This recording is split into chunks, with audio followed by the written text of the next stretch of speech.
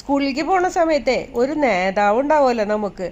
ആ നേതാവ് പറയുന്നേ ഇതാണ് ഞാവല്, ഇതിൽ ഇത്തിരി ഉപ്പിട്ടിട്ട് തിന്നാലും ഭയങ്കര ടേസ്റ്റാണ്. അപ്പം പിന്നെ ഒന്നും നോക്കാമല്ലോ, ഉപ്പിട്ടിട്ട് വേഗം തിന്നും. അപ്പം തല്ലൂടി ഇത് 10 ആളുണ്ടാവും ഒരിത്തിരി കായ്ക്ക് വേണ്ടിയിട്ട്. അപ്പം എല്ലാവരും കൂടി തല്ലൂടിയിട്ട് ഇത് തിന്നുമ്പോൾ ഇത് ഭയങ്കര രുചിയാണ്. തല്ലൂടി തിന്നുമ്പോഴാണ് അതിൻ്റെ രുചി അറിയാം.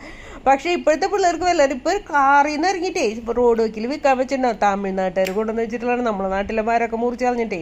എന്നിട്ട് അതിന് തല്ലൂടിയിട്ട് ഇവർ കഴിക്കാൻ ഇവർക്ക് നേരമുണ്ടാ ഇല്ല. ഒരെണ്ണം എടുത്ത് കടിച്ചിട്ട് അയ്യേ ഇത് നമ്മ പറഞ്ഞ കായ എന്ന് പറയും. അപ്പം നമ്മൾ ആകെ ചമ്മിപ്പോവും. നമ്മൾക്കറിയാം അതിൻ്റെ രുചി എന്താണെന്ന്. നമ്മൾ തല്ലൂടി ആ ഓർമ്മ വെച്ചിട്ടാണ്. ഒരു ഓർമ്മയില്ല അത് കുട്ടിക്കാലത്ത് എല്ലാവരും കൂടെ കഴിക്കുമ്പോഴത്തെ ഒരു ഓർമ്മ, ആ ഒരു സ്നേഹം, അതൊക്കെ കൂടിയിട്ടാവുമ്പോൾ അതിനൊരു രുചി കൂടും. ഇപ്പം ഷുഗറുകാർക്ക് ഇത് നല്ലതെന്ന് പറഞ്ഞപ്പോൾ ഭയങ്കര ഡിമാൻഡാണ്. ഒക്കെ അന്വേഷിച്ച് നടക്കും ഇപ്പം ഈ കായ്ക്ക് വേണ്ടിയിട്ട്. വലിയ വില കൊടുത്തിട്ട് ഡൈനിങ് ടേബിളിൽ കഴുകിയൊക്കെ വെച്ചിട്ട് തിന്നുമ്പോൾ അതിന്